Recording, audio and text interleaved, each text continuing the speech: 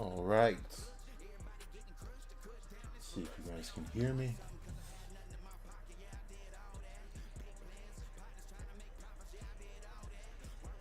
Hear the music.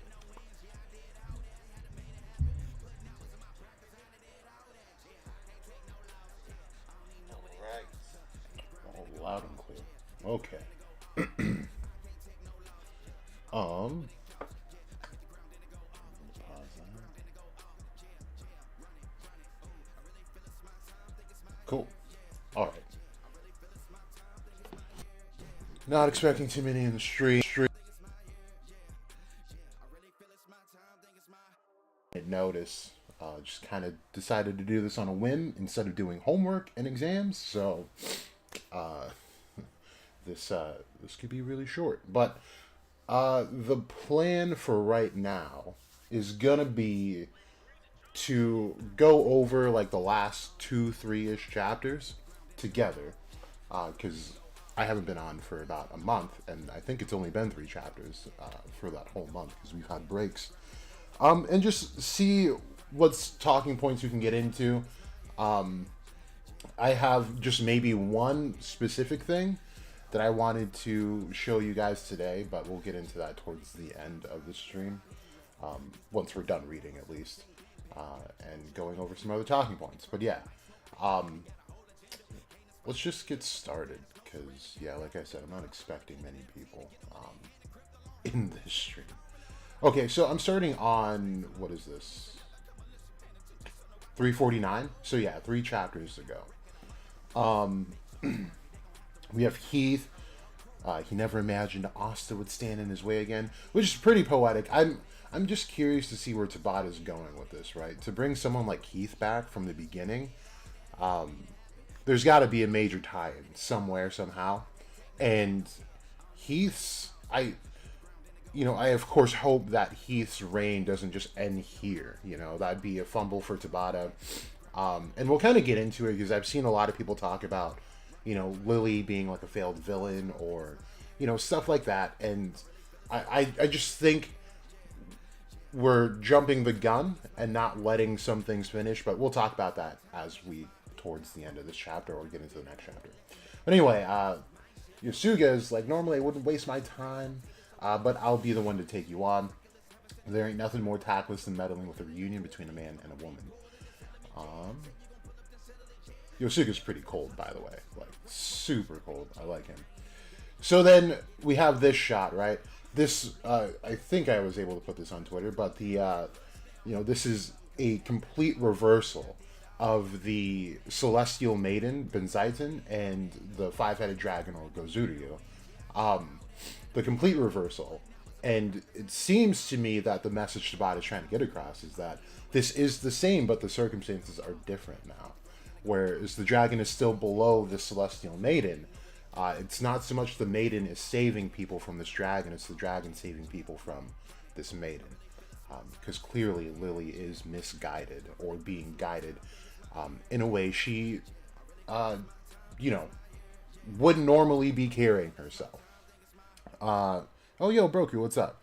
We got a collab stream together. Yeah, definitely. I want to collab on that, your Megicula video. I thought it was really dope.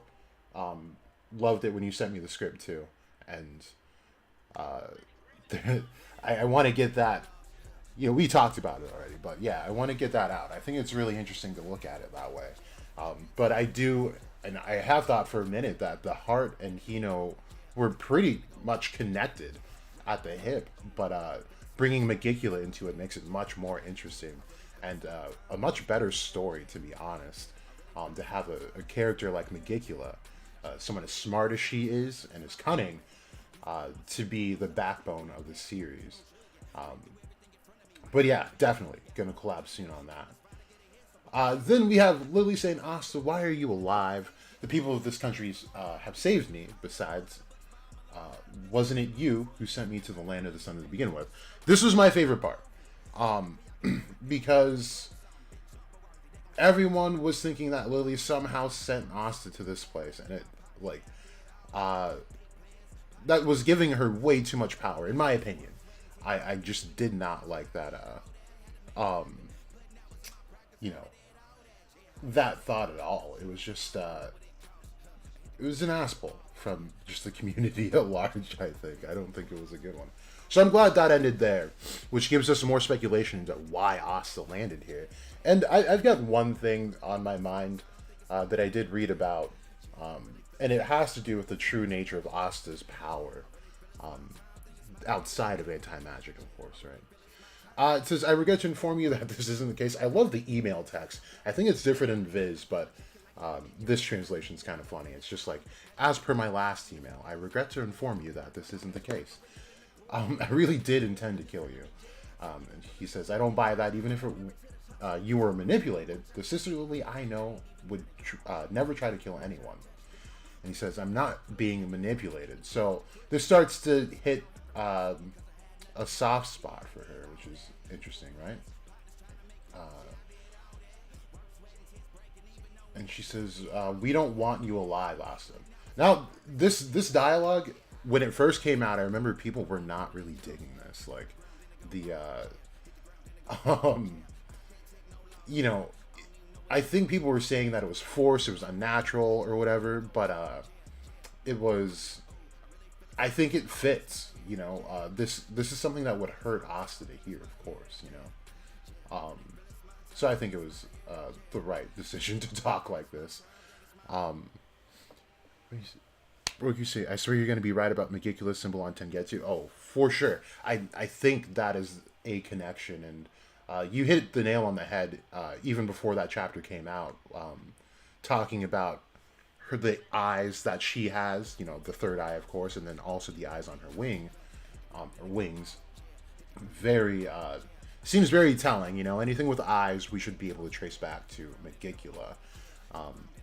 You know, I see a lot of people were talking about, like, it could have been the eye of, like, Beelzebub or the eye of Astaroth, which would be kind of cool. And someone did actually post, like, this cool little thread about how Beelzebub, in his picture, his eyes are completely white, which is something that no other devil has had.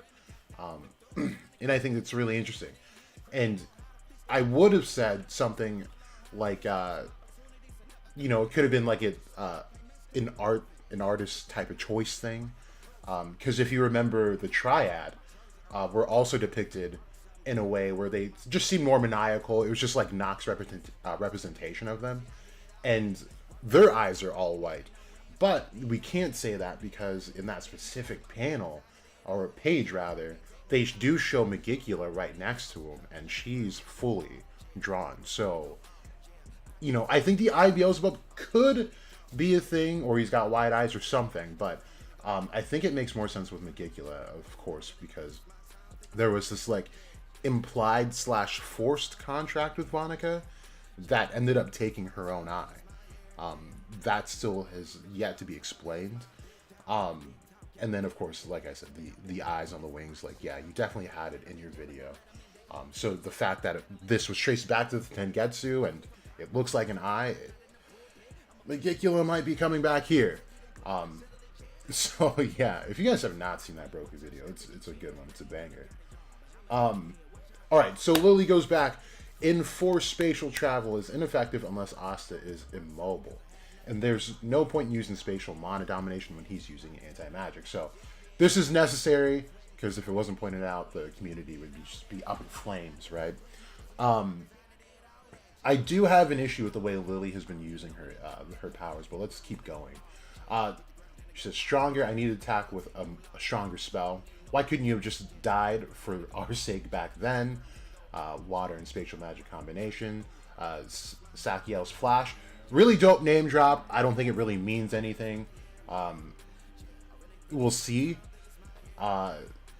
It's tough to say because, okay, so Sakiel is not directly referenced on the Sephiroth. However, it's not to say that he has nothing to do with the Sephiroth, but he does go by a different name. So it's just kind of curious that Tabata ran with this instead of the more popularized name. But this being doesn't have much to do with water either, which kind of Threw me off. Not sure, but I think I ended up coming to some different conclusion shortly after realizing that. But I don't remember what that was. It was a tweet. We'll look it up maybe. But yeah, she's just kind of sloshing around with the water through the spatial magic, which I think is a waste of just. There's no strategy or technique behind any of this. She's saying, "For the sake of this world, you must die, Asta. I won't let you kill me, sister." Blah blah blah. Now she's crying. I don't want to kill you either. So something's being lifted from the spell, right? And I think a lot of people think like me when it seems like this is just the power of friendship shining through. But if it's not, then we can definitely say that Lucius's hold on these paladins definitely wavers over time. Now, this could be because I mean every spell needs its caster to keep pouring in mana into it, right? Or else it's no longer a spell. So either it has its limitations, which would be very reasonable because everything has limits, right? Or it has something to do with maybe proximity, where they are very far away. Because remember when Noct went to the Black Bulls and said, well, the fact that I can't trace Asta through shadows means he's either very, very, very far away or in a completely different dimension entirely. So proximity could be a thing, and I think that would be very likely. However, he's probably not too worried about it, as he is amped with like Lucifero's powers as well, as Osteroth. So I don't think he would really expect something to happen, especially when they don't think Asta is alive. He's now out of his sight completely, it seems. So he wouldn't really be worried about stuff like this happening. So it could be that. I hope it really isn't just the power of friendship, though. Lucius is righteous. This belief is ingrained and prioritized in the souls of the paladins. However, Sister Lily is still Sister Lily. So just a very interesting concept, right? Hello, Dope. But this kind of shows us that this is a very subtle manipulation and also very overpowering as well. This goes back into all of the content I've made on here about, the thoughts on the unconscious mind and how it plays a role in Black Clover. This is literally depicting that he has effectively manipulated the unconscious portion of Lily. And the unconscious portion is really what makes you you. That's the whole idea behind psychoanalysis. So it seems that he's definitely manipulated that so that she's able to keep her identity, but is not able to stray from this path due to some lesser known inner working that we will label as the unconscious mind. Very interesting stuff. But this is what everyone wants. This is what you want. It's all for a happier world. So she's trying to push this idea, right? Asta wants peace too. She's trying to push the idea that, like, you want this, even though it like affects you in the most negative way possible. You want a happier world, so you need to die. She's desperately trying to say this, but there's no great way to put this, and it's hard to believe for someone who has not been actively manipulated by Lucius. Now, this panel always comes to mind when I talk, when I'm thinking about like how unhappy I am with the way Lily used her power. She's got the ability to manipulate space, to teleport, do all these crazy things, right? To attack from all different angles. We literally just saw her combine this spell with Heath's ice spell, right? Where they attack from every angle possible.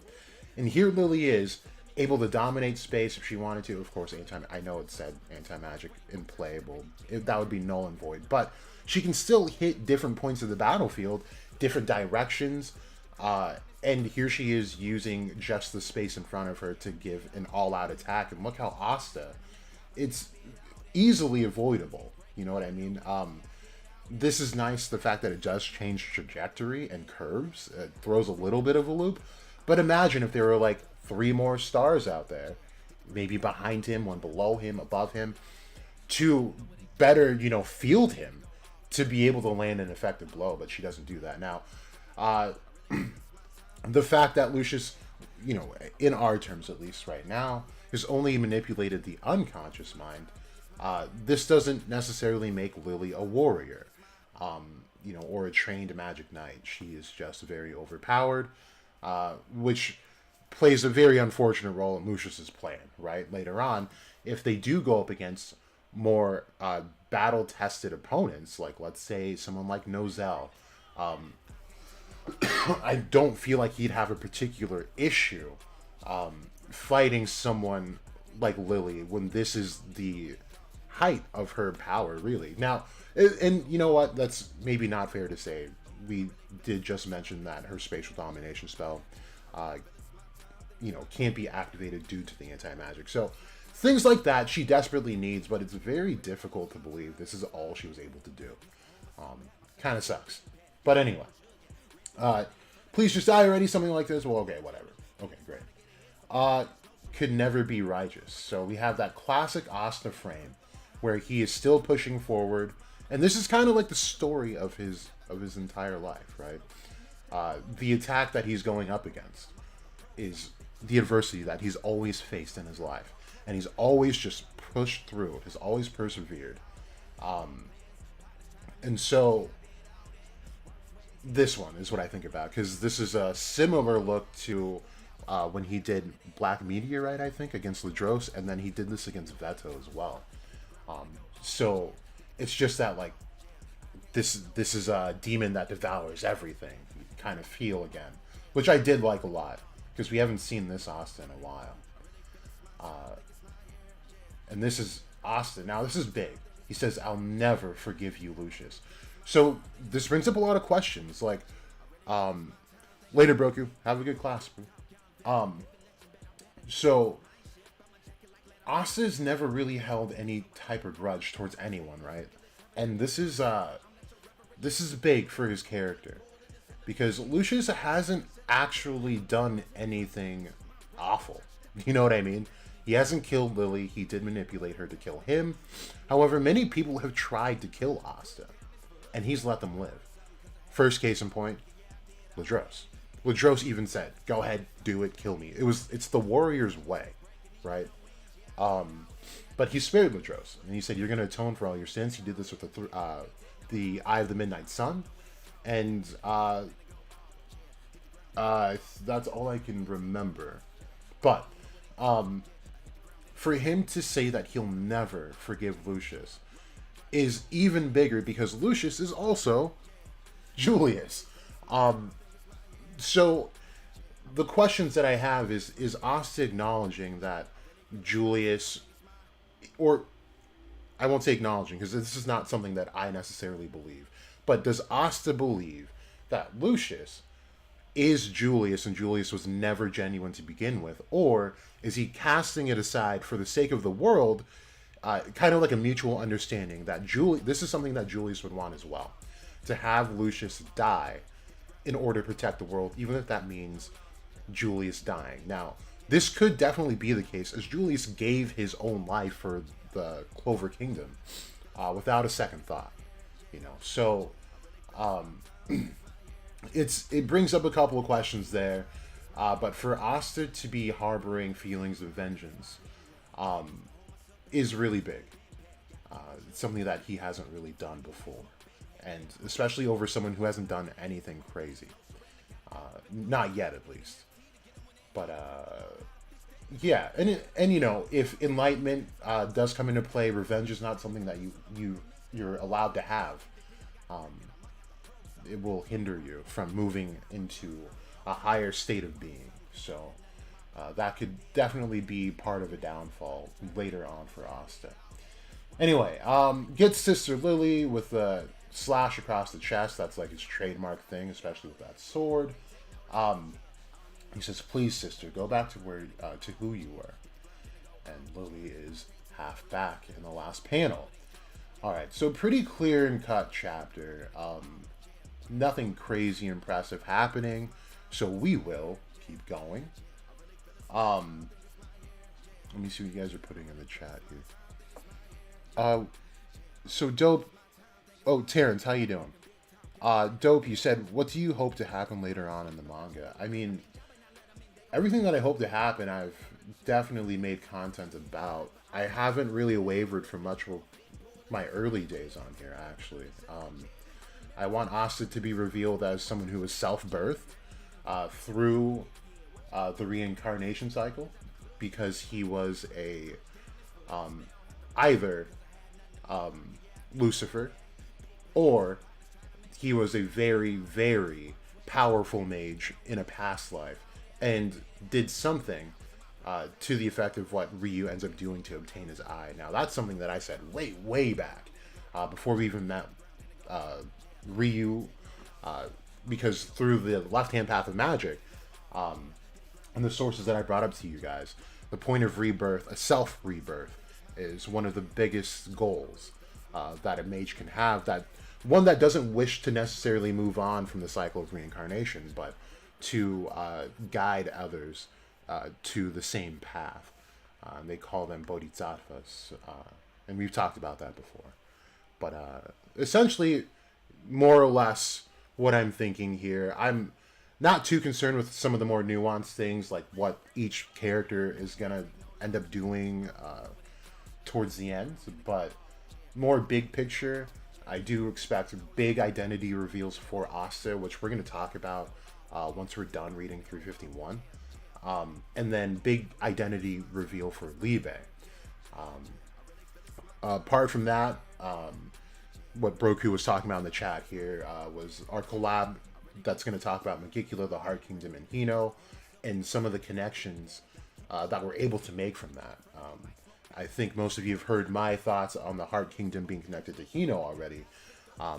But coupled with Broku's idea of connecting Magicula there, really brings some really cool themes out of the story.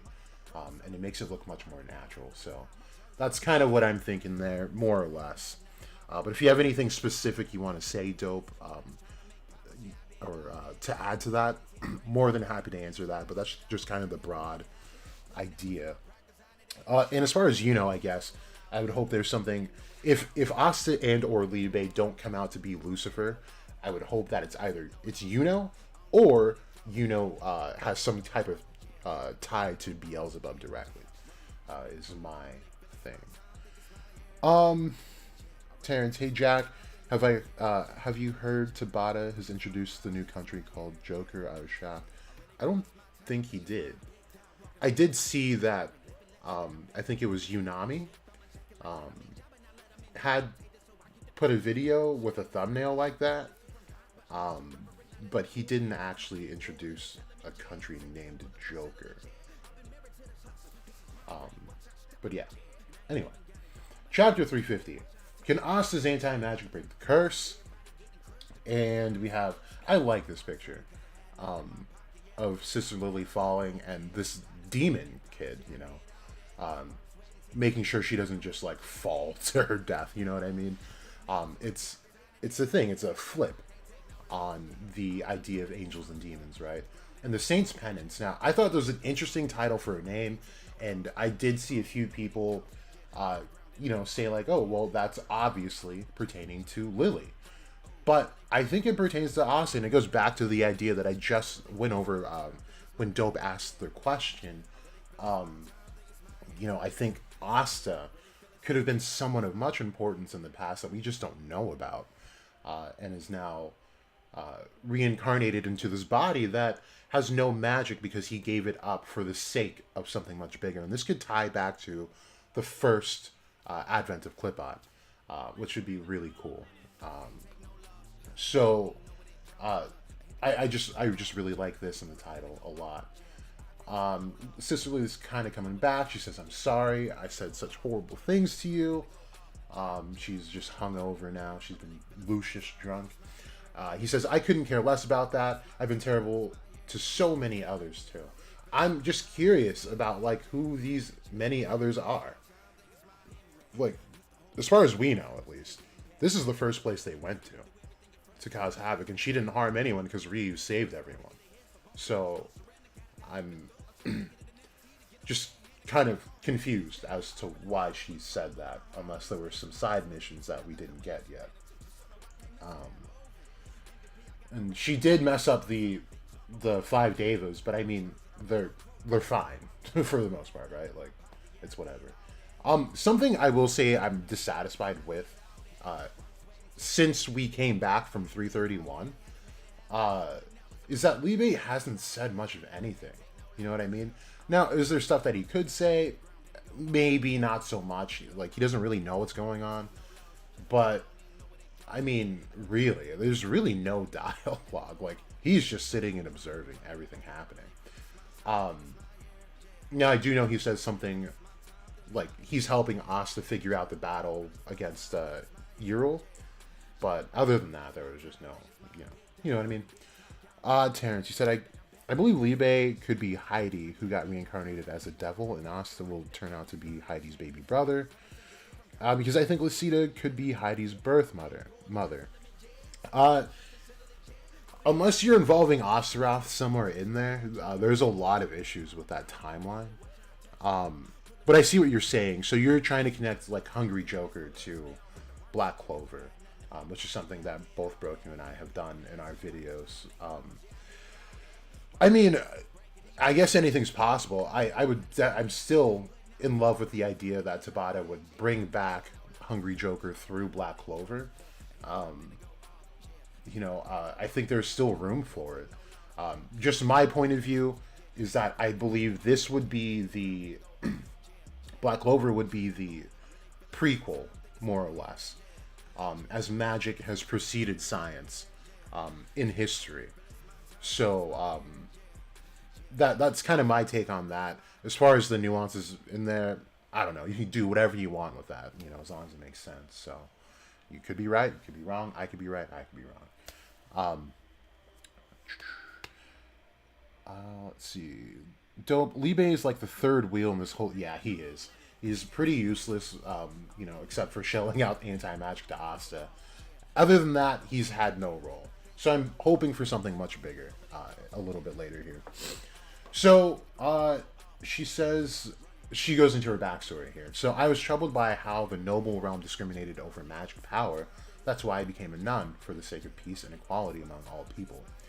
But even within the church, discrimination and classism remained. No matter how much I prayed to God, nothing changed. And so I ran away to the Forsaken Realm. Now, this is really big, because remember, I had put out that video with, the thumbnail has Lucius, Damnatio, and Lily on there saying the Light Triad. And the idea behind that video is essentially saying that these could be the real siblings of Lucius, which probably isn't the case. But anyway, the idea is that this is not, he didn't pick random paladins. He picked people that had this idea already. And this is something that I said in that video as well. That Damnatio has a very physical idea of equality, right? And he's a part of the justice system, which means you have to balance the scales. Now, just because you want things to be equal doesn't necessarily mean that things are going to turn out the best way for both parties, right? This is one of those instances where they need Asta to die in order for everything else to be good in their perspective. Same thing we see with Damnatio and their first interaction with Asta in the courtroom. He whispers to Asta that it doesn't matter if he did good or not. What the people see is that he's a devil or devil host. And they don't care if a kid dies. They need to see someone take the fall. And this is what's going to set things right again. So that's equality still. And so for these people to be handpicked by Lucius, it makes sense. And I don't think he's able to just turn anyone he wants to into a paladin. They have to have some type of belief similar to the ideas that he's going to be instilling, or else it could maybe come undone. And this whole thing begs the question of what happened with the Triad. What did he do or what did he not do? And if we go back to even those videos, we have to look at what happens with Xenon. And it's a really interesting case where every time, through Xenon's perspective, he looks at Lucius, the face is blurred. And this, to me, I'm going to stick to this until Tabata says otherwise, is that the idea in psychology is that you cannot see your own face in dreams or hallucinations even. That's just what it is. So it makes me think about the whole, Jungian archetypes where Lucius is either the self or the shadow, or Xenon is the self or the shadow, Dante is the persona, and Vonica is the anima of the self. Very interesting ideas and concepts, and I think this tells us that even someone like Xenon, he knew inherently that what the family was doing was wrong, and hosting these devils was not the way to go initially. But he falls back on it because he's in this case a part of Lucius, and is naturally going to go this way. It's a classic case of nature versus nurture, right? And Xenon's nature, I mean, very well-mannered kid, docile for the most part. He didn't want to fight other people, but he did want to protect. And when he met Alan, it kind of drove that out of him, right? So when Alan dies by his hands, he's now thrown out his entire self-worth. So now it's left up to nurture, and the nurture that he's had was growing up in a family of devil hosts who have been waiting on him to finally host a devil. So when something like that happens and your only hope is gone, you turn to what you know. And that's all he knew. But Lucius did sprinkle it with, the ideas of someday things will be right. And that's what sold Xenon. But yeah, a lot of things need to be considered when we look at what happened with Lily and the way she was thinking in her backstory, and couple it with Xenon and the Triad. To go on, she says, even if I could only do so little, I wanted to try saving anyone I was capable of saving, yet and then Ryu interrupts her, says, it's all right. Asta got stronger because you saved him, and that's absolutely true. Love that he came in clutch with those words. This time you can depend on him to save you, right? And so now Lily's starting to fade out. Lucius is preparing for the final battle in the Clover Kingdom. There's only 3 days left until Judgment Day.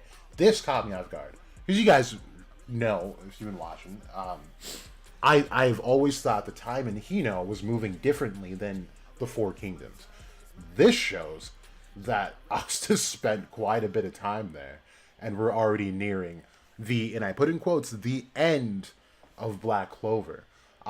But this is something I said as soon as he said the Judgment Day thing is going to end in 7 days, is that there's no way the series is actually going to end in the span of 7 days.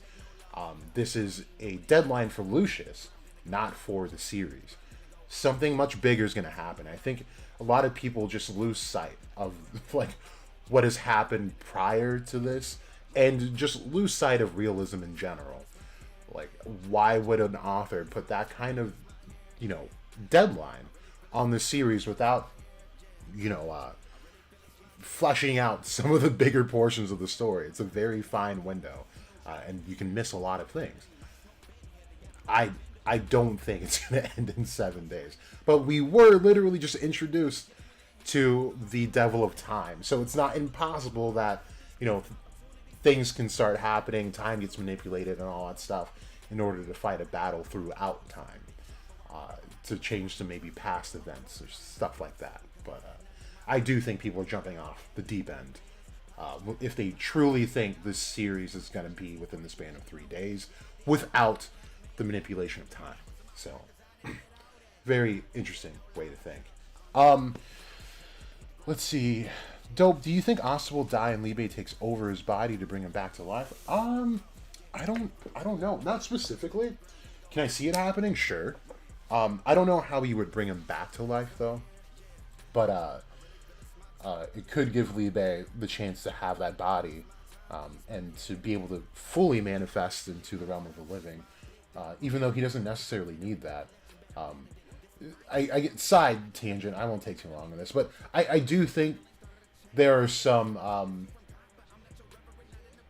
I don't know if you want to call them plot holes, because they're not really like they don't have to do with the plot, I guess. So plot holes would be the wrong term to put on it, but there are some you know, examples in the story where things don't quite make sense, and it could be chalked up to Asta just being stupid, because he is.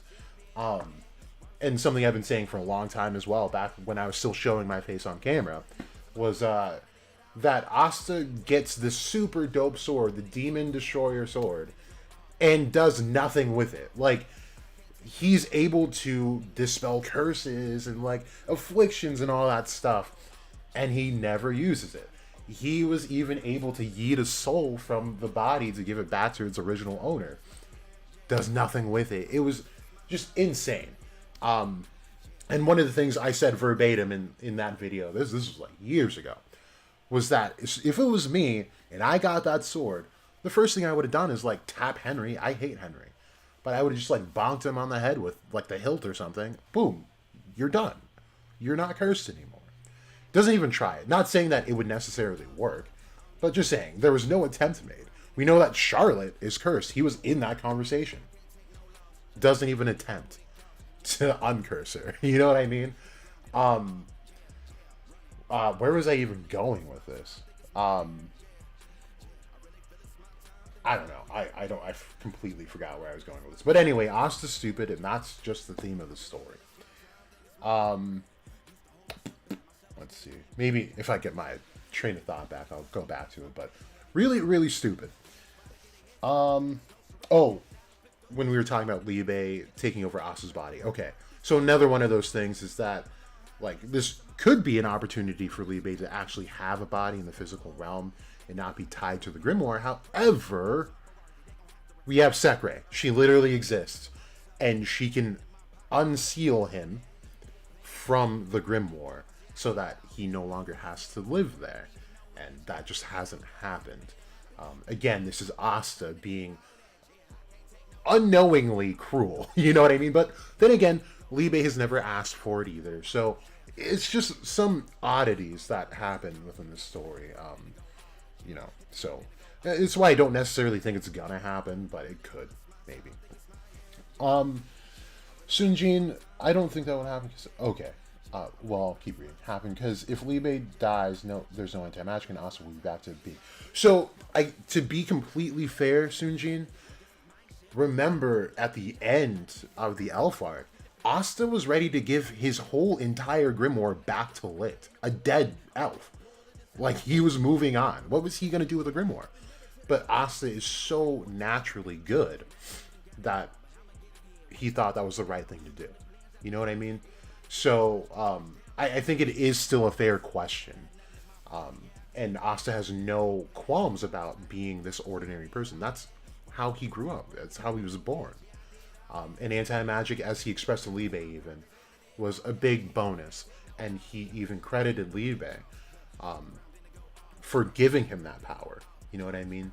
So I still think it's a very valid question. And, you know, I don't think Asta really has that mindset of like, well, if I get rid of Libe, I won't have anti-magic. So I'm not going to let him free or anything like that. So that's kind of what I think. Terrence, or Asta and Libe are future versions of Licht's child, and, you know, that could be stuck in a paradox with, you know, and Licht's child in the past. Maybe. I do think heavily that Libe is the other twin of Licht, which is why we got that panel versus Zagrid, where, you know, unlocked his new spell, the Sword of Zephyr, alongside the Black Divider with Asta, and they both have one wing facing their respective sides, and they look like they're completing a whole, and even they operate like that, where Yuno is yeeting all of the non-magic items, and Asta is dispersing all of the magical things, right? So they form this invincible team. That has never happened since, by the way. And it seemed, because Asta was at his limit, like, there was nothing else he could have pulled out.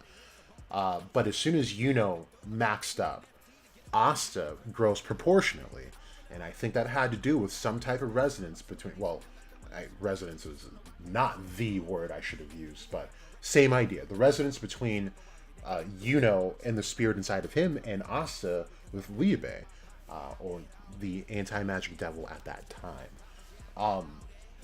I shouldn't have used resonance because there is still a connection that Libe has with Zagrid that we don't know anything about yet. Because he does say that that Asta's devil's power is resonating with his, which is an interesting thing to say when you're going up against a devil that has anti-magic, and Zagrid has magic. So it's just an interesting thing, and I think I've played around with the thought on Twitter at least, and maybe a stream, where Zagrid has connections to Hino, and Libe as well, from maybe a past life or something like that, which is why we get this armor and samurai type of armor out of their Devil Union, because that doesn't make any sense as we see it right now. But if we connect Libe to Hino directly, then it does end up making sense, as we see everyone in their forms have some type of armor related to that culture. Anyway, let's keep moving. So he plans to combine the Zograta siblings' body, blood, and bone magic together with his own soul magic to gain unfathomable power. With that, he could alter people's minds and bodies however he pleases. He could even create people from nothing. That's what I think Ural is. I don't think he's specifically, like, a person that we just haven't gone over or anything like that. I think he is someone made from scratch with, like, DNA from Veto, but is not Veto at the same time. You know what I mean? So I think that was one of those cases, which is why she said that. His magic would be truly like that of the gods, and then on Judgment Day, he'll take control of all the magic in the world. Now this part is confusing to me, and maybe someone in here can shed a little light on this, but what the fuck does this mean? Because the idea that we were originally introduced to was that he's going to control everyone in a way that he creates their bodies again, so that everyone is equal. They're able to do the same things as the other person, at least physically, right? And mentally, probably. And then they all have the same, like, mana amount, which gives them that equality vibe.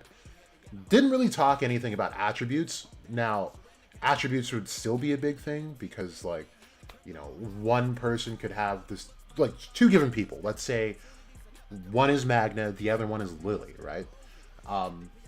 One's fire, one's water.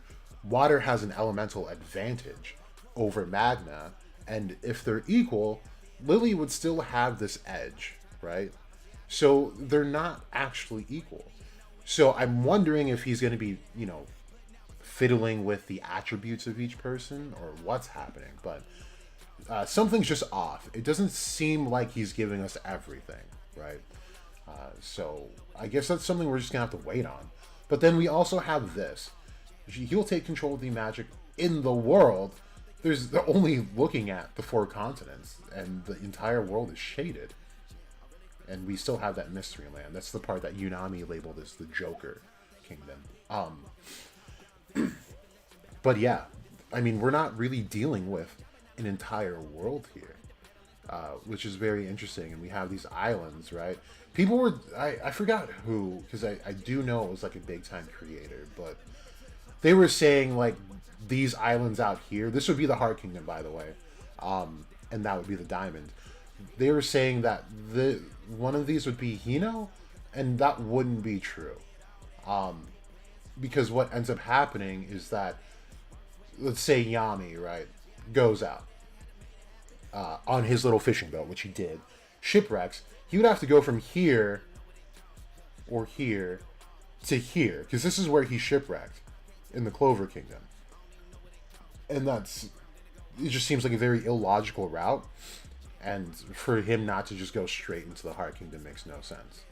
And then even on the Diamond side, it would make more sense, but I still find it hard to believe that, look at how short that journey would be from the island to the mainland, right? Just doesn't seem right. But he shipwrecks here, which means that if we're talking about a place that's in this realm, it should be out here somewhere. Just a thought I had, though. But he goes, all the magic in the world, that of course would include the land of the sun.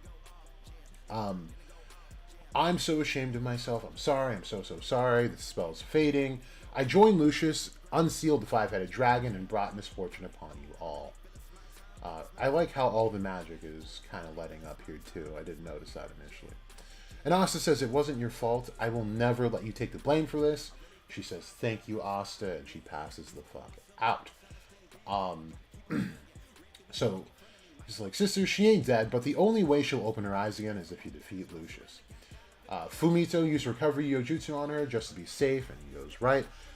So, people had actually predicted this pretty well. I was not one of those people, but the fact that people were able to say, like, hey, she's going to go into a coma after this, good on you.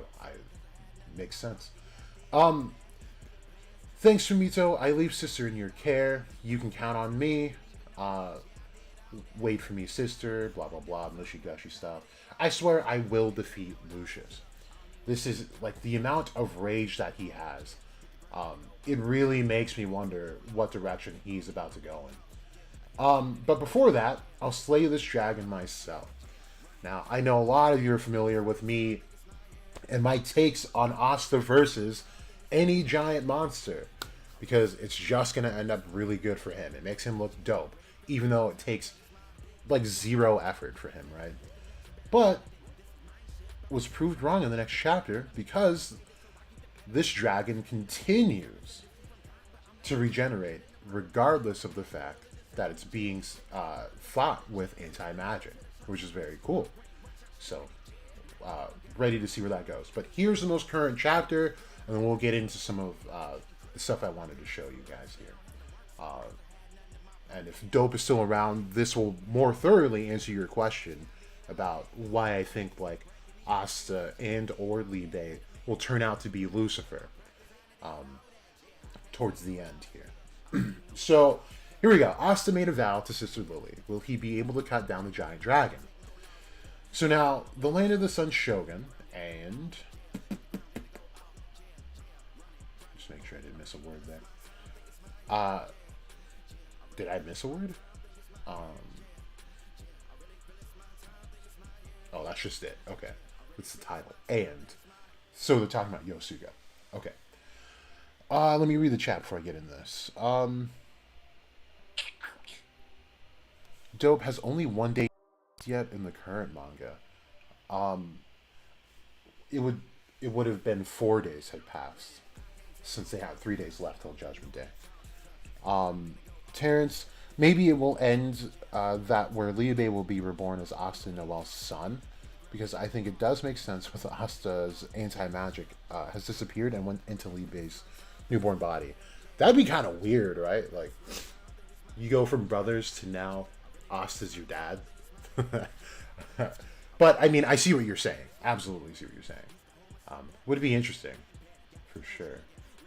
But we'll have to see how things like reincarnation really work in this series. So, yeah.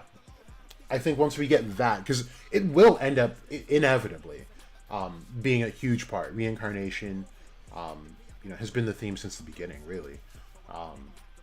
So we just need the specific mechanics for this universe for this stuff to start making sense. But we've gone over that in past streams a lot, too.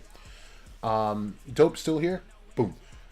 Time went that fast. Yeah, it did go pretty fast. I wasn't expecting him to say that they have 3 days left. So, interesting.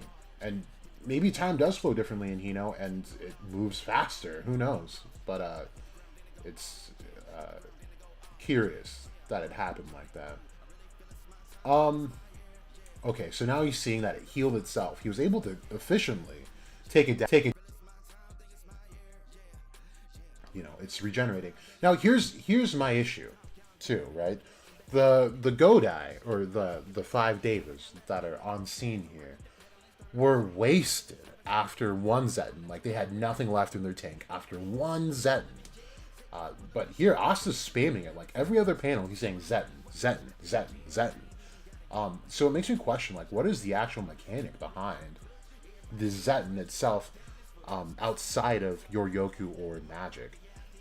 It seems very different. And I know that Ki is a manipulation of life force. So This maybe could be showing us that Asta has more life force than anyone else on this battlefield, which does say a lot and does make sense as his own mother, that he had incubated inside of, uh, was stealing life force from the things around her, plants and animals and humans.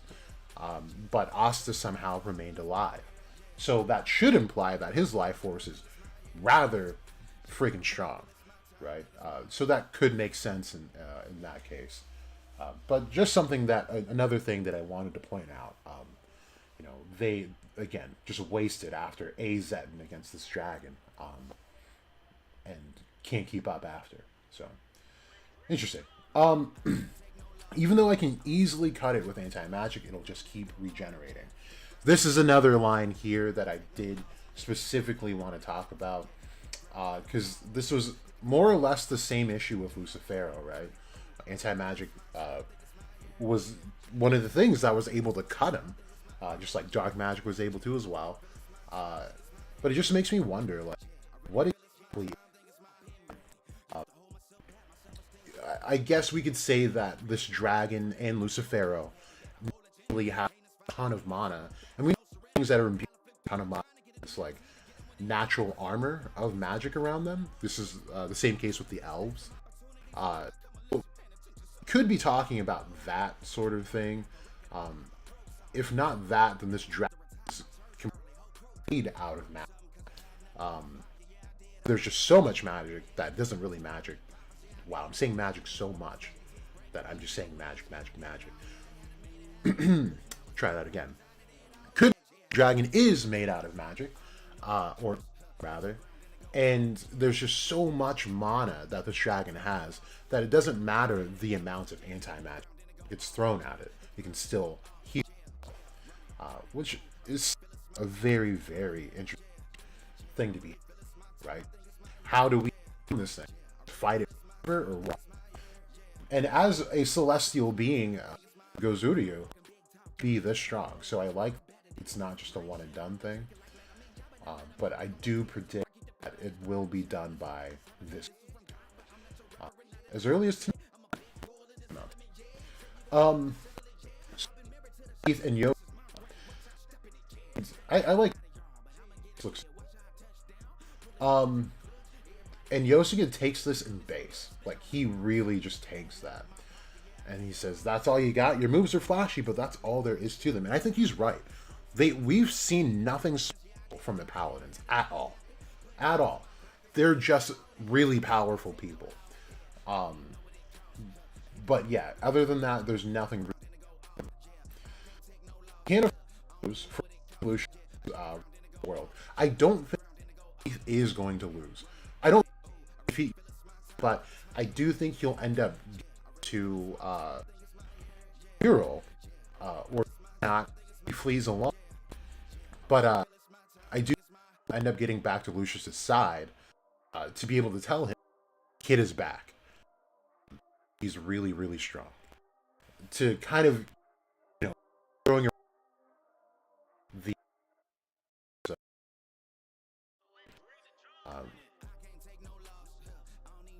all that stuff. He'll getting back here. Look, news chapter like 20. Just that. Doesn't really. This. Would like to see that happen. Well, from your point, you're right. Despite it's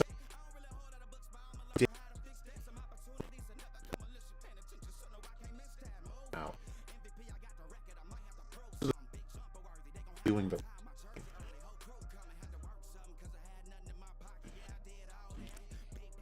a real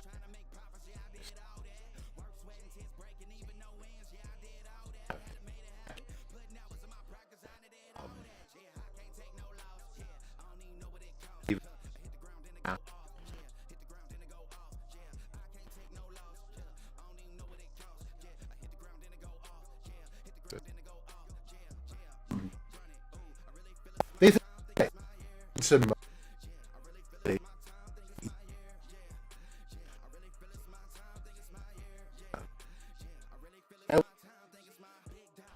I don't know.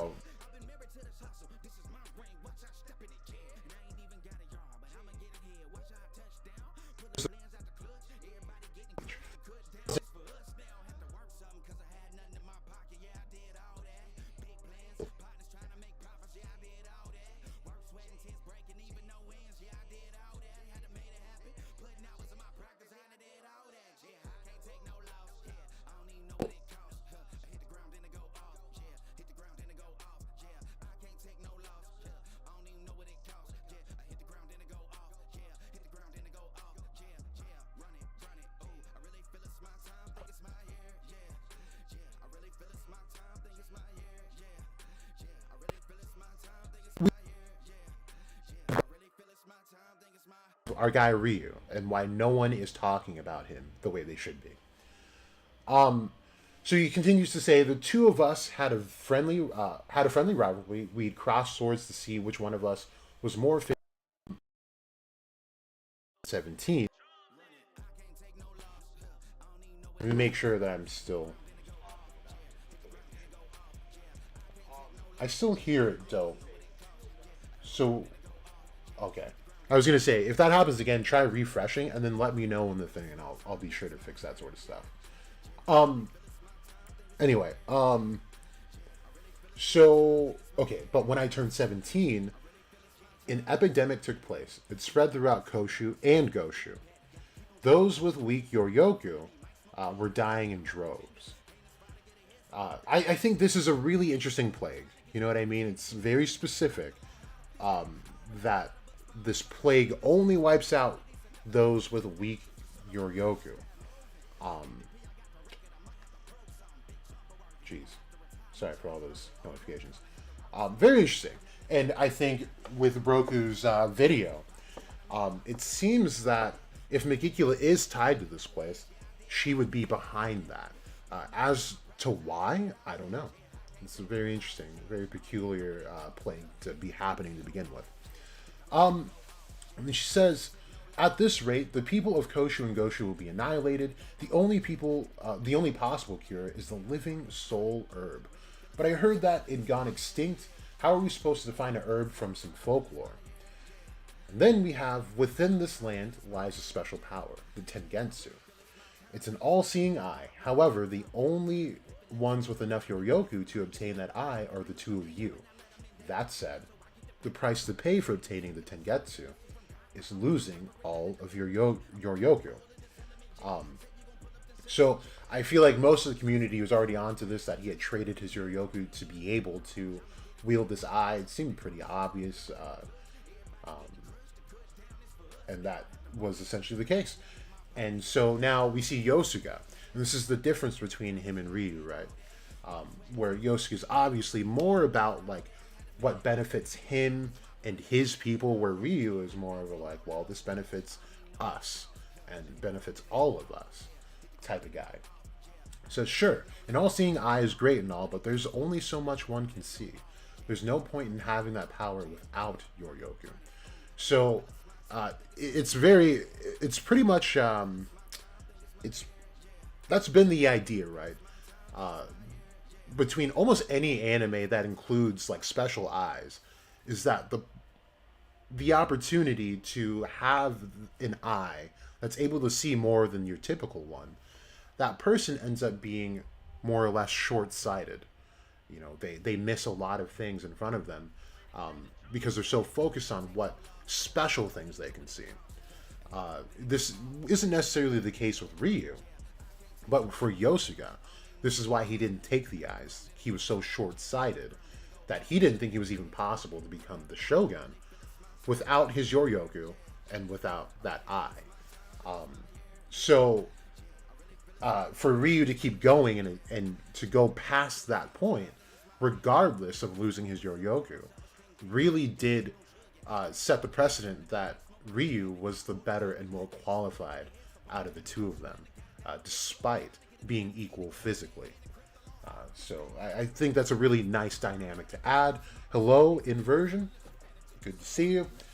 Uh, so to continue, the one thing that I, the strongest, was afraid of was losing my own Yoryoku. I would have rather let the weak die than risk losing my Yoryoku for something that might not exist. Got it.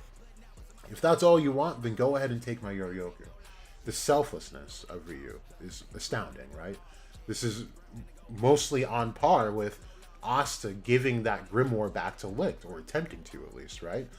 Asta was content living the rest of his life without the power of anti-magic that had carried him that far, where Ryu, here, is content with the fact that he won't have Yoryoku to be able to fight off threats or anything like that.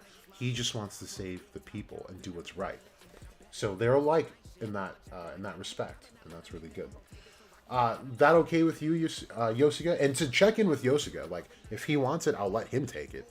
And Yosuga's like, sure. Losing his Yoryoku, is he mental? Just what is he thinking? Doesn't he give a damn about becoming Shogun? So, Ryu obtained the Tengetsu, found the Living Soul Herb, and saved the people. I was selfishly angry with Ryu, since I had lost my favorite opponent. However, even after that, Ryu didn't change in the slightest. He just kept saving people all over the land of the sun. People grew to like him more and more, and before I knew it, he'd garnered a heck of a lot of followers, all of their own free will. This is the sheer difference, right, between Lucius and Ryu, where they can both see things that normal people cannot see. One has astounding amounts of mana. This one has no mana or Yoryoku. And he's not manipulating people to follow him and his ideals. He's letting people follow him if they choose to. And that's through doing these righteous deeds. This is the difference, right? And I love that for him. And this could end up being played out with Austin, right? In some way or some fashion, right? I was going to mention something else here, but kind of forgot. Oh, this also reminds us of Yami, too, right? He was going all over the Clover Kingdom and the Forbidden Realms since he did get to the Witch's Forest, saving people everywhere he went. And these were people that were more or less abandoned, right, by society, and was able to give them a home. So it's not quite to the scale of Ryu, of course, where he's able to now have an entire land of people that trust him, but just as profound, if not slightly more. And when time came to decide on the next Shogun, it's true that Ryu Dono's achievements and popularity are impressive, but he has no Yoryoku. As such, the most suitable choice is the one who possesses the most Yoryoku. I'm just going to say Yosuga. And then he says, Ryu, you're the Shogun. As for me, I'll become the 7th Ryuzen. So it wasn't in this case, the daimyo that appointed him as the Shogun. Because they were about to say, well, you're a good candidate, but you don't have the thing that we need. And it was more so Yosuga himself. As an act of Shogun in that one moment, he is the Shogun, right? Where he appoints Ryu as the Shogun.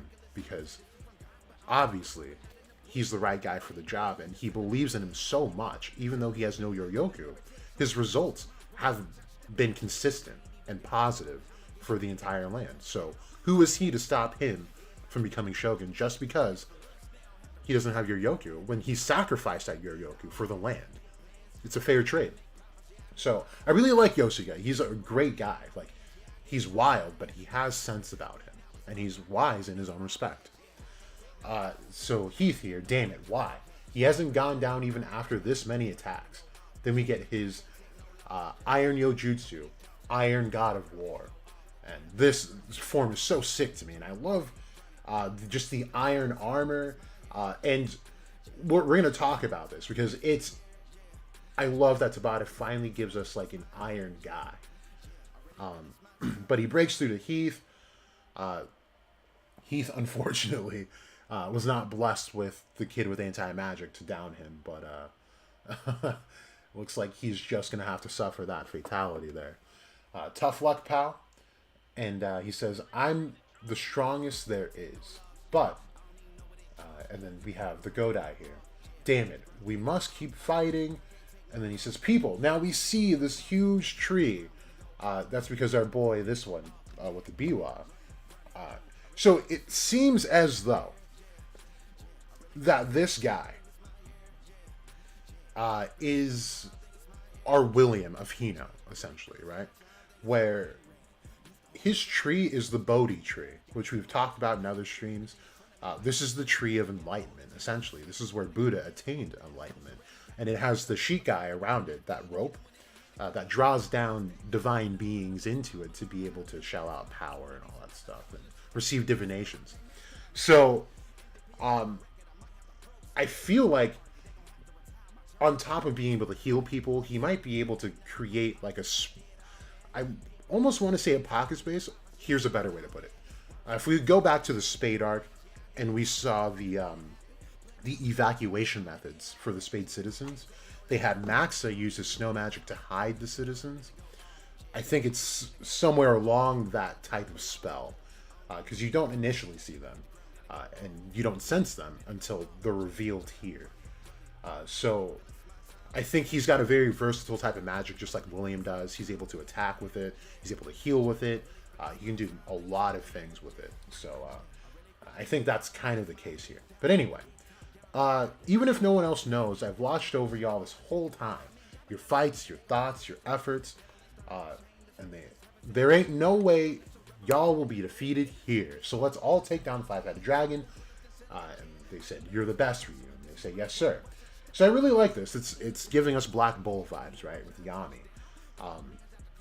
And it's one of those things, he can't step in, but he's moving them so profoundly, on a mental and spiritual level, that they're going to surpass their own limits, right, in order to protect the land. So, and it's just the beauty, the poetry behind Ryu and having no Yoryoku, is that he gave it to the land, and the land gave back to him through trust.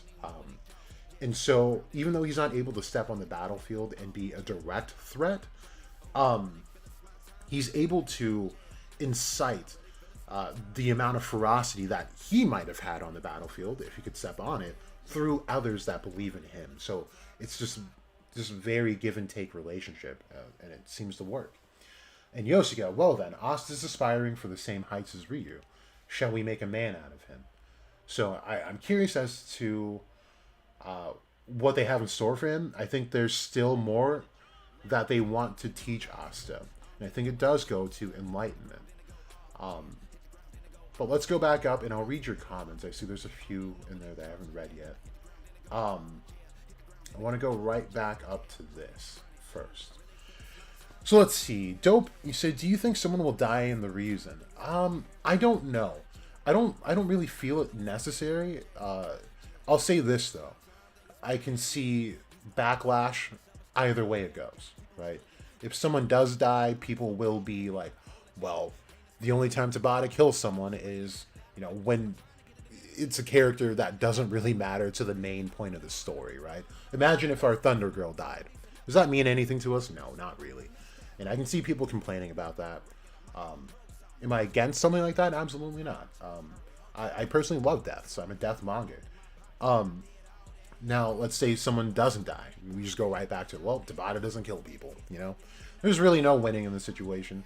I think deaths can be avoided and saved for later for much more impact for characters that we do know and love. So that's my personal thought on that. Helix, what's up, man? Good to see you as well.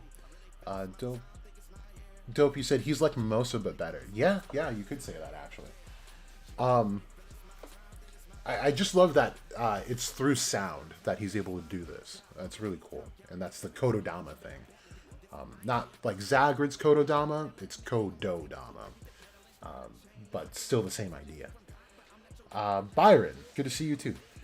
Jack, what's your take on Lucius wanting to take control of the world's magic supply? That's, I said that a little earlier. I don't even know what that means. Like what exactly is he going to do in that case? You know what I mean? So I really don't know. There's a lot more explaining that Tabata has to do on that end. He looks to the Yoryoku attributes of the Ryus and link up with anything in Japanese mythology. I guess that's something we can look at. Yes and no, but within like Japanese lore, it's very vague. It's a high context type of thought process, and if you guys don't know what that means, like high context versus low context is like in Western civilization, we're very low context, right? If I say I'm gonna go to, let's say like I don't know, my mom wants to make cake, right? And she goes, "Oh man, I don't have any eggs. Can you go get some eggs?" It's low context because I know what she's like, what the premise is of what she's asking, right? She needs eggs to make her cake. Great, I'm gonna go get the eggs. Versus a high context culture, you know, someone's mom would be like, "Oh, I'm making cake, but I don't have eggs," and leave it at that. And the assumed portion is, well, I guess I'll have to go get eggs for you because you've implied that you have no eggs to make your cake. So it's one of those things where like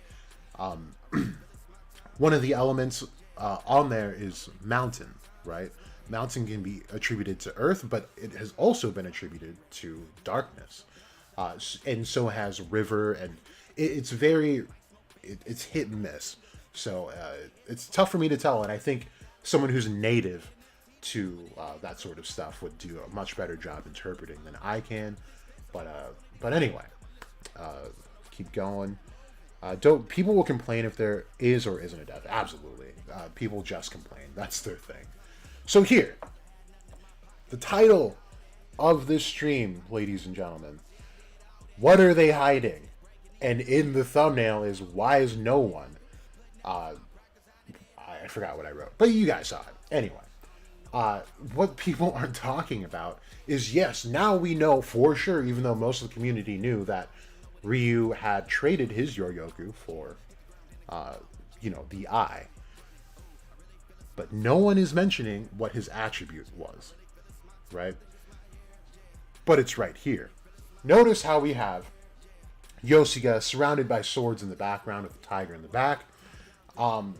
Obviously, this aligns with his attribute being iron. What do we see for Ryu? Looks like he's got fire, right? With the dragon in the background.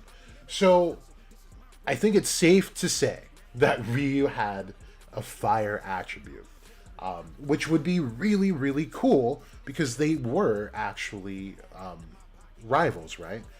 Where you use fire to strengthen, things like metal or even mold them. So if his fire's so hot, iron would be ineffective at a point.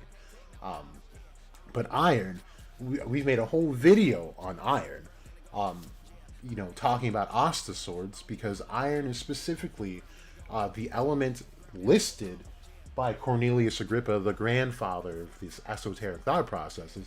Iron is specifically the source material to cut down demons and other just spirits, if you will.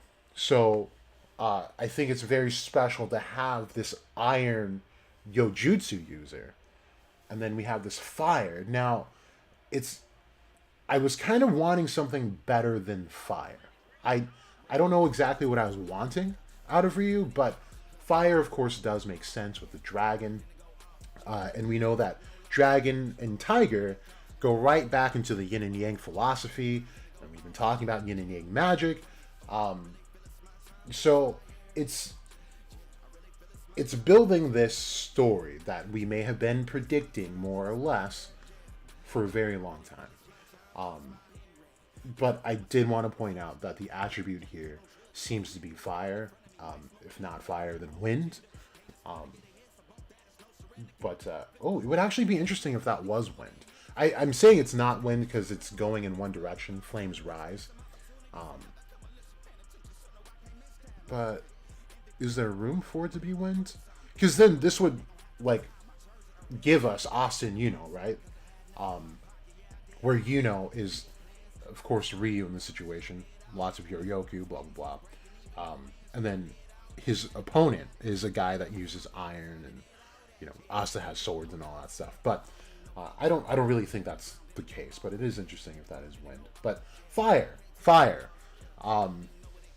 which gives us. Let's pull up that pic. Oh, I actually had it as a post, so we'll just pull it up here.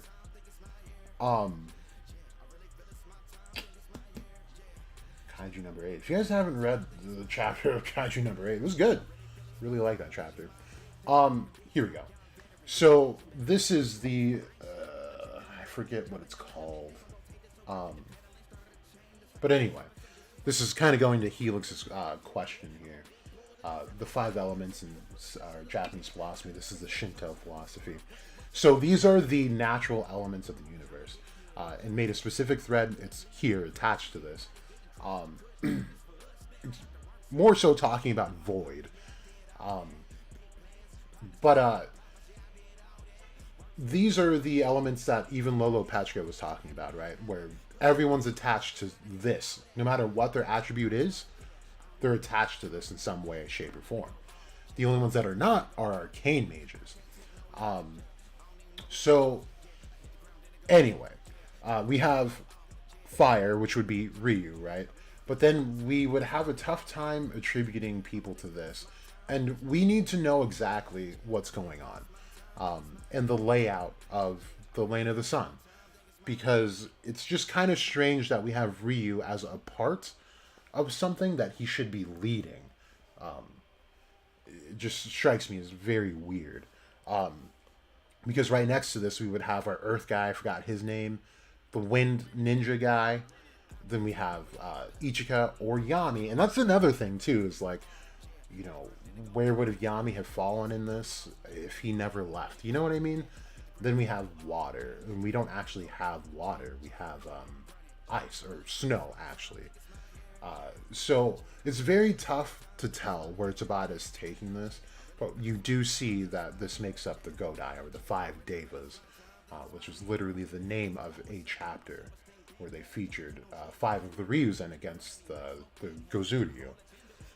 But this also ends up attaching to what looks like Asta's symbol once he has depleted his 5 minutes. Now, I do want to point out that this is something I did notice back then when this chapter dropped, when he's falling out of Devil Union. This is after he defeats Nalith. But he's upside down in this, so although this looks inverted, he's falling upside down head first. So this is the top portion. So it ends up looking just like this. So then what ends up happening is that now we have a better way to label this anti-magic, which could very well be Aether. Where it's all of the elements combined. And that would be pretty special. As that is, it's not necessarily a natural element, but it's an element that pervades all things, and it's very potent. So it would make sense, and we talked about that a long time ago anyway, without this source mythology. So just very interesting input to have there. Let me read your comments. Let's see.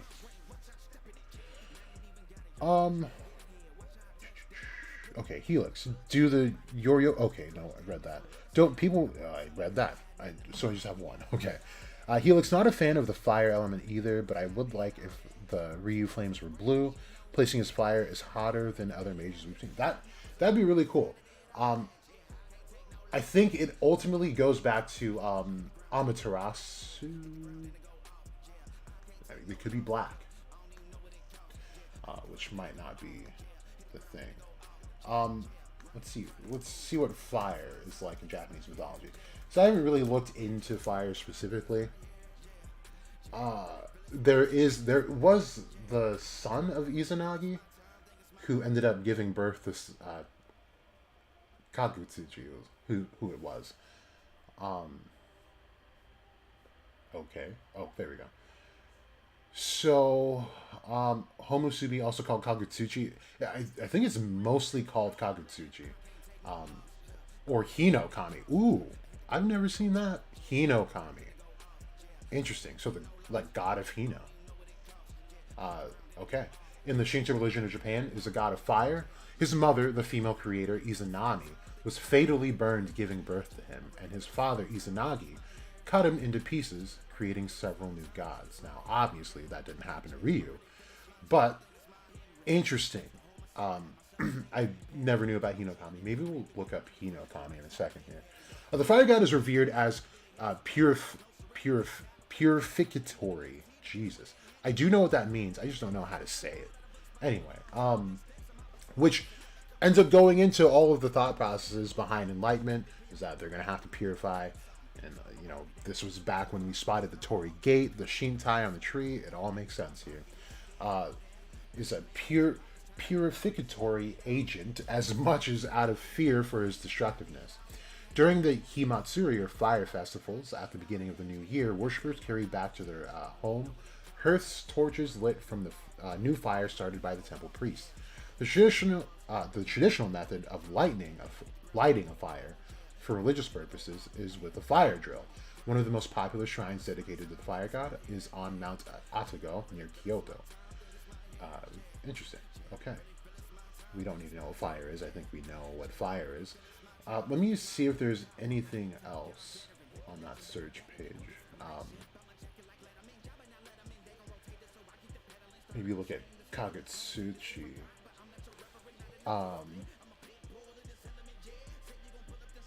So, nothing we haven't really read. Firefighting tools, gourds for carrying water. Okay, great. Just means to shine. Has the particle chi, which could be rooted to ki. Of course, that means force and power. So shining, force, and power. So his fire could be special. Kagutsuchi is the patron deity of blacksmiths and ceramic workers. He's worshipped in several shrines, one of which Atago Shrine. So I think something that could be really cool in this sense is that we did just say that fire molds metal, right? That's what's used to create swords.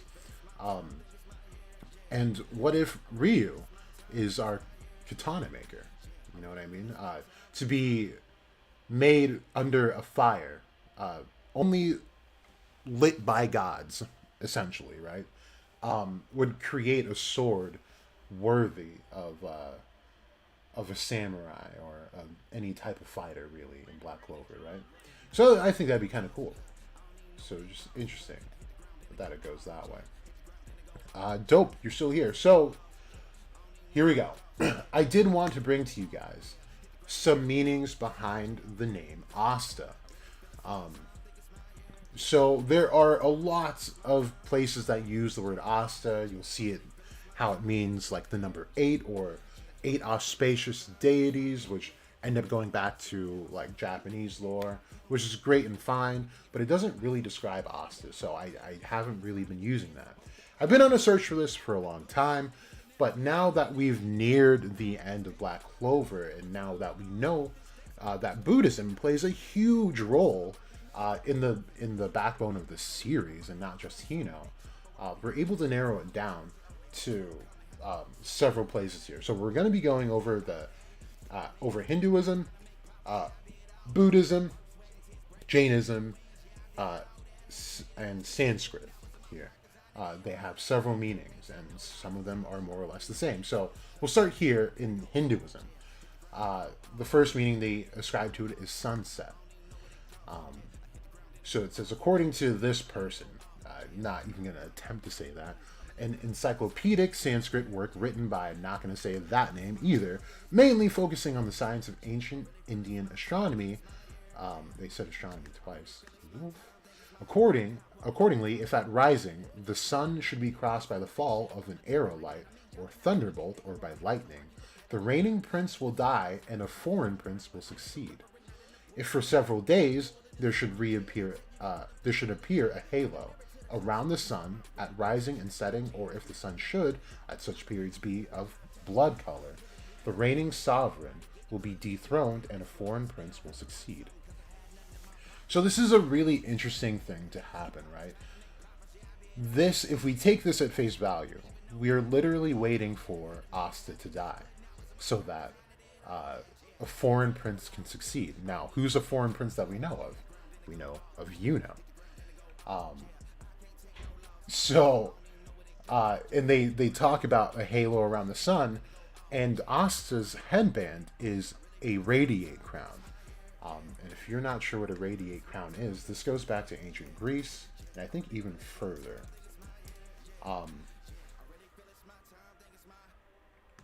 But here it is essentially. Oh, why did I click images? I wanted to click on the page. Just for those that don't know, but uh, this right here is the radiate crown, or either of those names: solar crown, sun crown, Easter crown, tyrant's crown. All of those things. This is something that Asta has on his headband. Something that even Dante had, right, when he was connected to Lucifero. So very interesting, and I love that they say sunset, right? Because we're talking about in more or less an evening star, and what does evening star connect to? Lucifer. Lucifer and Beelzebub, if we're being very, very thorough with this. And I love the mention of lightning and thunderbolts, because this is straight up Kabbalistic in thought, right? Where the path of lightning is God's path from divinity to human. So that is super, super fire. Second meaning refers to 8, as I said. Types of Ketus, don't know how to say that, but the examples of Ketus are luminous bodies such as comets and meteors. Telling, right? Because one of the first big moves that Asa pulls off is against Ladros, which is black meteorite. According to the same person who has a complicated name, accordingly, the comets that resemble clusters of stars are named Ganaka Ketus. They are 8 in number and are the sons of Prajapati. Those that are oblongular in shape are 204 in number and are the sons of Brahma. The comets that resemble clusters of bamboo canes and that are as bright as the moon are named Concave Ketus. They are the sons of Varuna, and they are 32 in number. When they appear, mankind will suffer miseries.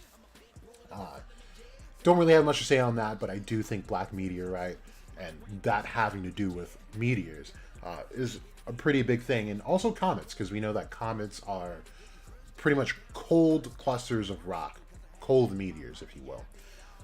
And Asta, almost every chance he got towards the beginning, when he's really feeling the anti-magic, he always labels it as like a cold river or cold flowing feeling. So, that's also another thing that we gotta point out. Third meaning here, Asta or Astagiri refers to mountain belonging to Apara or Aparadesa, classified under the constellations of Giesta, Mula, and I can't say that. According to the system of that name, accordingly, the countries of the earth, beginning from the center of that name and going round the east, south, etc., are divided into 9 divisions corresponding to 27 lunar asterisms at the rate of 3 for each division, and beginning from, there are too many consonants and no vowels in this. They have 1 vowel. The constellations of Giesta, Mula, and that other thing represent the western divisions consisting of Asta. Asta here is the setting of a heavenly body. Asta is a Sanskrit technical term used in ancient Indian sciences such as astronomy, mathematics, and geometry.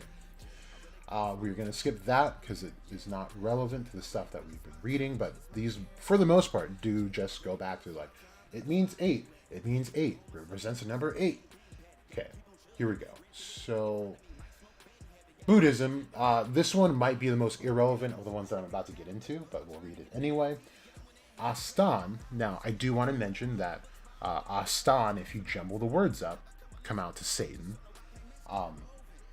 refers to the 8 dances and represents a shorter version of the 18 dances, which, as a subsection of the Guru Mandala, refers to one of the various rituals typically performed as a part of the larger rites, according to Buddhist teachings, followed by Newa in Nepal and other stuff that doesn't really matter. Here we go into Jainism. Asta refers to coming to an end. According to the 11th century, A treatise on Jain yoga in roughly 2200 Sanskrit verses composed by Subhakantra accordingly also considered that the state of being a mighty lord over gods, snakes, and men, which is like a rainbow, immediately becomes annihilated. So this one's a pretty big one because it wasn't until some pretty recent chapters here that we really started getting some Jainist ideals in this series. And that naturally came with the ideas of Buddhism. It's closely linked, but not the same. So here we talk about coming to an end, right? And this describes anti-magic pretty well, right? Everything that touches anti-magic ends and gets annihilated instantly. So then it gets into this part of the text where it says, also consider that the state of being a mighty lord over gods, snakes, and men, these particular things stood out to me because we have snakes and men, which actually do end up referring to Astaroth, more or less. But mighty lord over gods would be someone more akin to Lucifer. So there's this weird connect that's happening. And then they mention this, and this might not seem like anything to you guys, if you haven't been following me super closely, but I have mentioned rainbows before and why it is connected to Asta. And there's a panel somewhere in chapter 30-ish range, 30 maybe 40, where Noelle goes berserk, right? She can't control her power. She's trapped in that giant sea dragon's lair around her, and she's drowning. And Yami chucks Asta at the sphere, and he's able to save Noelle with his anti-magic, right? And they both fall, and he helps her up. And over them is a rainbow. Now, this goes into some ideas where I've said that Asta is probably a type of light mage, right? Talking about a true attribute outside of anti-magic. But he is on a different spectrum, right? There are several spectrums of light. Is there 8? Let's see. Let's look it up. I spelled spectrums wrong. Good for me. 7 spectrums of light. Sounds right. Let's look at what NASA has to say. I think they're a bit more credible than just a small tab.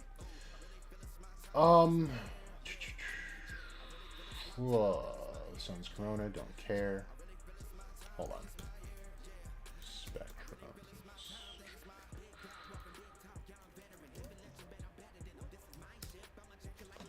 Okay.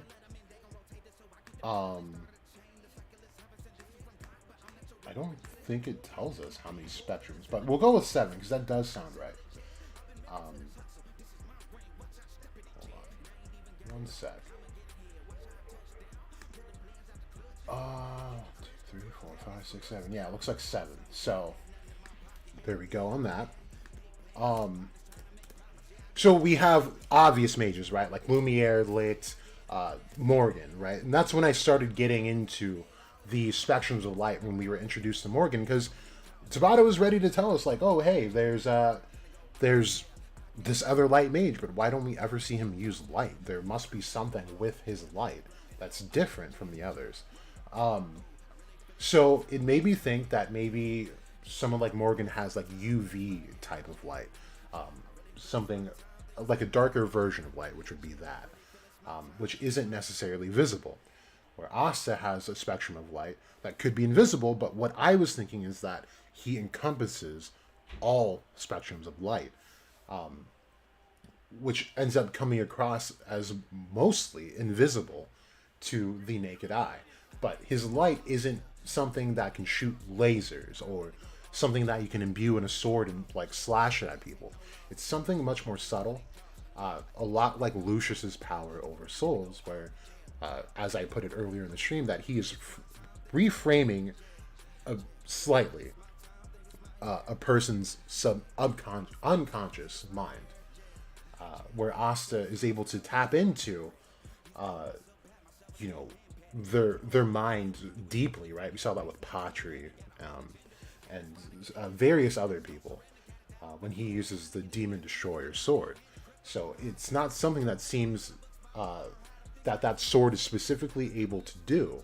That's something that Asta seems that he's able to incorporate on top of using that sword. And we'll kind of talk about that more in depth. I just want to get through these definitions here. But they amount to more or less the same type of information here. They're talking about plants. We don't need that. Sanskrit. Okay.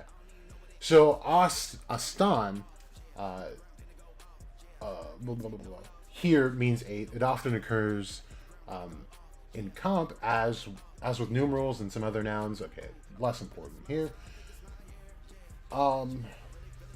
Asta. Whoa. Okay, so it's go home, go down, setting of the sun, coming to an end, or death. And they do put the word ka in here. And ka in Japanese is the power, right? That comes from the person's being. As masculine, the mountain behind which the sun and moon are supposed to set. So it's the end of even the sun and moon, essentially, for the day. Asta here also means thrown or cast off. We can relate that to the lack of magic that he has. Asta means dart, bolt, or arrow. Asta, which he does when he's, using his anti-magic, honing in on large sources of magic.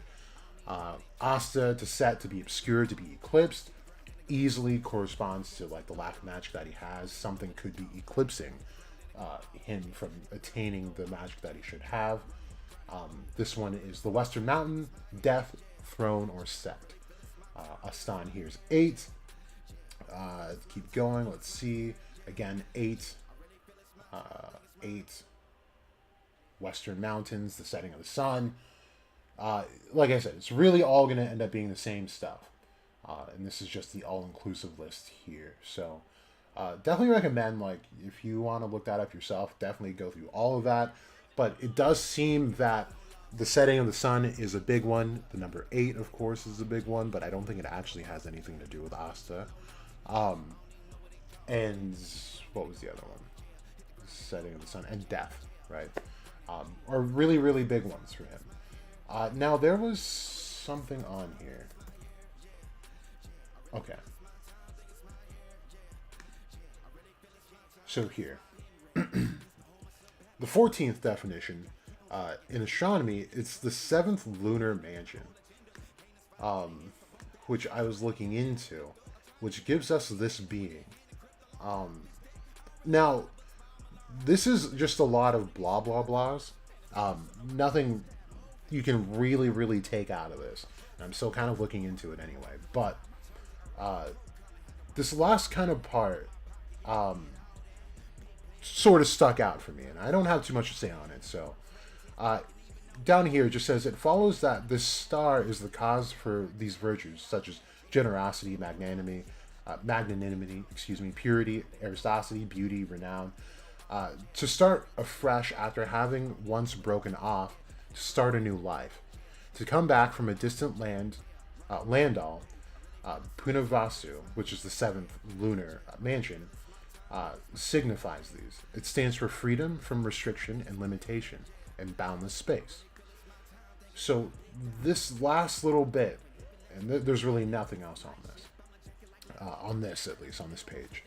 I only make this kind of a big deal because mansions was mentioned with Adremelech. And when referring to mansions, we're talking about the zodiac and the moon. So the 7th one seems to fit Asta pretty well here towards the end, where it says it stands for freedom from restriction and limitation, which is anti-magic. And having no magic allows him to have anti-magic. And boundless space. Remember, we talked about the thoughts of the pleroma, right? And this is also enlightenment, where the idea that you come to is that the fullest thing that you can possibly have is emptiness. Emptiness is literally limitless. But you have someone who has, say like boundless mana, in quotes, boundless. It can be measured, right? Even with Dante, Yami was like, I can't sense an end to his mana. But we did see a clear end to it. It doesn't matter how much mana you have or your Yoku that you have, it's still limited. However, emptiness cannot be measured. It is empty infinitely. So I just love that this is it. And if we attach fate to this, I've always been of the thought that fate can only manipulate those with mana. Other than that, those without mana cannot be readily manipulated because they can't be recognized by the universe. So they're living more or less outside of this matrix, if you will, and able to, manipulate, or maybe not manipulate fate so much, but they're able to offset fate in ways that they see fit. And we have a very direct sword that Asa uses, the Demon Destroyer sword, that has a specific spell, if you want to call it a spell, Causality Break, which is breaking causality. It's intrinsically tied to fate. So I just really like this, and it seems that we're getting to the actual meaning of this word, Asta. But that's kind of what I wanted to bring to you guys as far as his name goes. I thought it was an interesting tidbit. I haven't seen anyone talk about that specifically, and might even look into it even more as time goes on here. So let me see what you guys are saying in the chat. Go back to this. Okay. Helix, not a fan of the... Oh, I read that. Why do I do that? Helix, Ryu has been shown to have wielded dual katanas a couple times now. He has? Can you tell me where? Because I don't remember that at all. He's the only one shown to, so he does stand out with regarding katanas. Yeah, let me know where he's shown having two. Are you talking about when he's sitting in front of two katanas? Like when Asta is still healing and he didn't find Liebe yet? Because we did see those, but I've never seen him dual wield any katanas, and he doesn't carry two. Dope. So Asta will have to die somewhat in the story. Yeah, and that's kind of the point of the left-hand path of magic, is you have to die up to anywhere between 3 and 6 times. You know what I mean? So death is important. And even before we started talking about the left-hand path of magic on this channel, this is like some of my earliest theories. Even in the Sephiroth, a death is necessary in order to reach a stage called the Absissimus, which is the Silver Star. There's all kinds of videos on that. I highly suggest going back. Those were high-key bangers, and I didn't realize how much of bangers they were at the time because we didn't have what we have now, but still, definitely worth looking into. I just kind of want to go through. Let's see. When him and Yoshi are standing in front of Tengetsu, he carries... Oh, is he carrying 2 for real? Where did I put it? Okay, there we go. He is carrying 2. I didn't see that. Okay, bet. That's super dope. What are the chances that he had dual nature? Because that would be kind of cool. I didn't notice that. Good catch, Helix. Interesting. Yeah, I wonder if he had another attribute. So what was going on in this? Because he doesn't have another one in this. And he's only wielding 1. Oh, that's crazy. Okay. Very interesting. So I wonder if he has 2 attributes. And we could even link it, like I was earlier, with him being likened to someone like Yuno, who's got 2 attributes, and his rival is a guy who uses iron. You know what I mean? That's interesting. Very, very interesting. Cool. He looks... Oh, yeah. Saw that. Yeah, cool. Good catch. Very, very cool. Now, this... I did want to talk about this. Just a little bit, though. Because the rest is going to be a collab with Broku. But this little thing here... So we have to assume that this was, of course, one piece of rock, right? It wasn't split down the middle. And that in the center of it was the actual eye, right? Or, or this is a tear into essentially time and space, leading into a different dimension. And the reason I say that is because we've talked about the stories almost every single stream, where we talk about Amaterasu and Izanami. They they both end up going into Yomi, which is the land of the dead, or more effectively, the underworld. And I believe it was Amaterasu who ends up eating the food from the land of the dead, which ended up making her part of that land and was unable to leave. So her husband slash brother, Tsukiyomi, comes to save her. But when he finds her, she's like, her flesh is rotting. There's like, I think it was talking about there's like worms coming out of her and stuff, just decomposing. She's not who she was, no longer beautiful. So with that, Tsukiyomi flees, right? And Amaterasu is offended by the fact that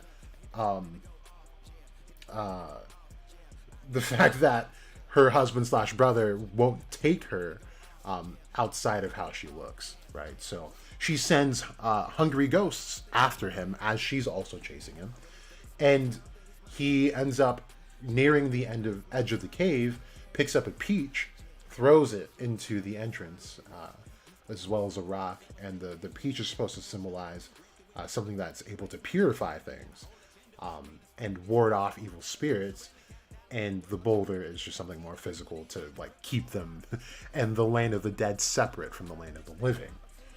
So I'm wondering if this is what that could be, and to have someone like Ryu get this eye, who obviously has a fire element, potentially a different element as well, that relates right directly into Amaterasu, Tsukiyomi, Izanami, and Izanagi, tells me that this eye was really for him, regardless of the fact that Yosuga is said to be able to wield this eye as well. There's some pretty blatant ties, however, it's a matter of who Amaterasu or Izanami would be in this series. And to tack on to the list of names, made me a Megicula, right? She has the slits for eyes, which no other devil seems to have, right? I don't think a Jamalek does. Does he? He could. He might. Let me look at his eyes really quick. There is no perfect way to spell Jamalek, by the way. He does have slits. Okay. So, that could be a thing.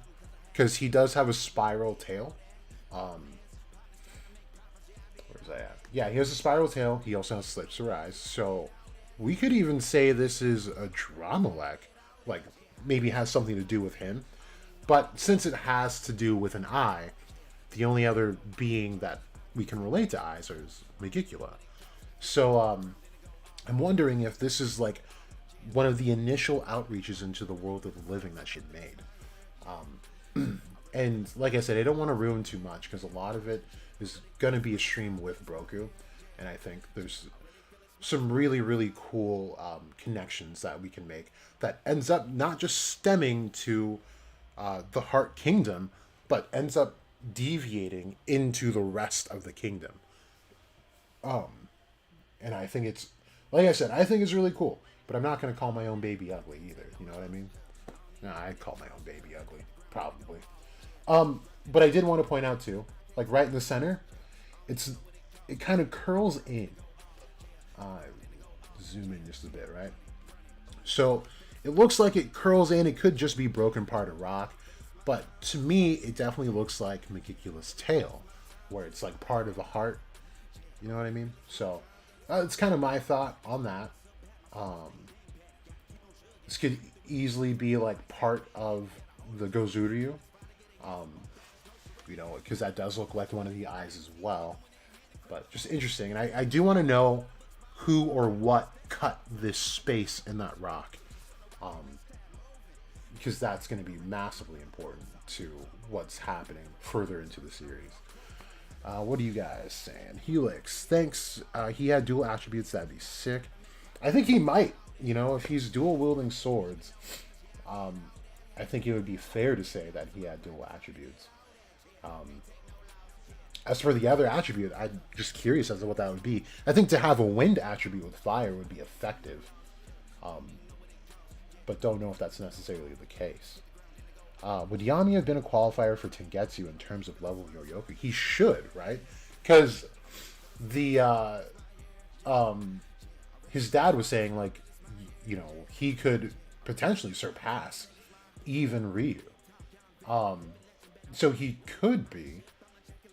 But I'm sure this is also a matter of timing, right? Because, well, it is. Because Yosuke says that he was 17 when all this went down. They were only like 13, 14 when the Yami clan got massacred. So that would be more of the issue there. As to why someone like Yami wouldn't be up there with them. But kind of, you know, speaking of that, kind of puts things into perspective, right? Where Yami falls into all of this. And between the three of them, they should be running everything, right? As far as Yoryoku amount, they're just absolute strength, or the implied strength that Ryu has. So just interesting overall. I'm ready to hear exactly like what is special about Ryu now, because this is the same guy that stepped in the middle of two people that were going full force at it in a fight, Yami, or not Yami, but Asta and Ichika, you know, and came out unscathed completely. And, you know, I'm looking for just an explanation, just like, oh yeah, I use like Aikaido or something, right? Or he's redirecting momentum and not so much blocking them outright, which is what it seems that he did anyway. But yeah, I'm ready for that, because it looks like he still has some ability to fight. Would just like to actually see it. Ryu with an air attribute. Air attribute boosts fire according to Crimson Lions. Right. And that was the whole theme with Naruto too, right? Like, Naruto had the wind attribute, Sasuke with the fire. Second Hokage was like, dang, fire and wind. They complement each other. Yeah, that's the idea behind that. So, you know, to have... I think the idea of this story is like, who can be the first complete mage? And Ryu could have been one of those people, but ended up giving it up for something much more righteous.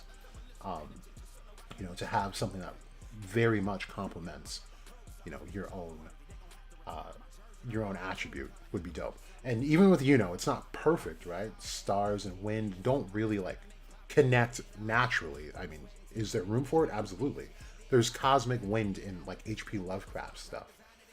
That's very important to the content of his series. So, not to say that, you know, it wouldn't be like, you know, it wouldn't be as perfect of an idea, but just wanted to put that out there. Like, the idea here has been achieving a perfect body, and Ryu could have been the closest at the time. But yeah, I don't really have much else to talk about here. Let's see. I haven't been on Twitter much. I've been celebrating my birthday, essentially, and doing homework and coaching and working. So, been really busy lately, which is why I haven't been on too much. We did talk about that. Oh yeah, let's talk about like... So I think this water is like literally mana. Like, the mana of this dragon is so potent, and there's so much of it that it's able to stain water. I think that's part of the reason why it's able to regenerate. I do think that the solution to this is ultimately the Demon Destroyer sword. You know, and I think one of the things that would be a valuable lesson for Asta as well, or for anyone in this series, is that sometimes attacking the attacker directly isn't the way to bring down the attacker, which is exactly what we see with Lucius, right? The person that is actively threatening his cause, like Asta, he sends Lily after, essentially. Like, he did do most of the dirty work, but he let Lily end it, right?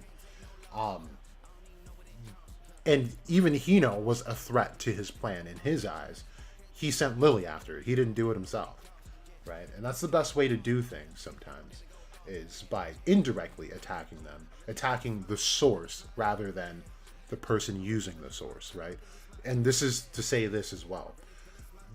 If that does happen, I think that ends up being a red flag for the connection between Asta and Libe. It could be at risk. Because just like this, if they aim with the intent to attack Libe, and the actual source of the anti-magic that Asta uses and manipulates, and is successful with that, then Asta is now just regular. And not to say he wouldn't be effective, because he scales pretty well with still a lot of the cast of Black Clover as far as fighting goes at base. But without anti-magic, a lot of this could fall apart.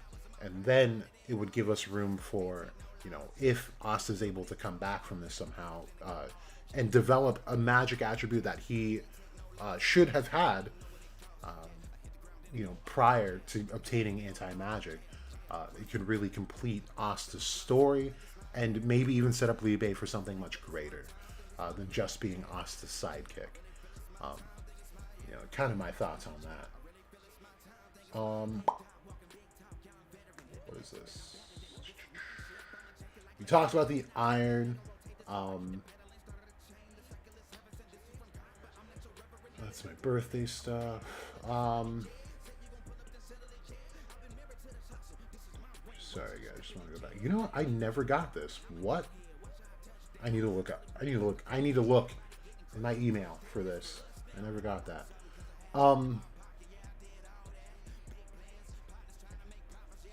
Bro, this was stupid. I hope that the first Zetan split the sky into night and day as separate realms, maybe, and when Asta lets off his anti-magic Zetan, it undoes the effects of the Zetan. That's the only way to make the needless monster battle better, unless it has a cool ability. Yeah, still kind of hope for that. It seems like the sun and the moon are just really, really big, components to the makeup of Hino.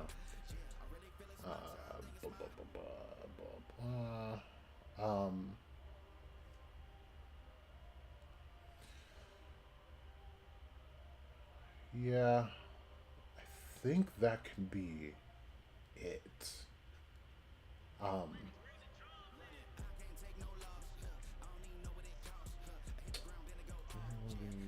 Different humans shall have some exceptions. An example of this is the relationship to devils. We still have no idea. Yeah. As far as these 3 chapters, I think we've just about covered whatever topic points I wanted to talk about.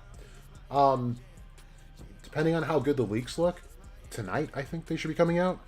I do plan on getting back on, chop it up with you guys, be a little more consistent. But yeah, I have been very, very busy, so forgive me. If I'm not on here, I'll probably be on Twitter, or vice versa. Yeah, that's all I got for you guys. So yeah, thank you guys for tuning in. Read Kaiju number 8 if you have not read Kaiju number 8, because it's dope. But other than that, you guys stay safe and stay out the way. This has been Jack Oates to go. You either know, or you don't.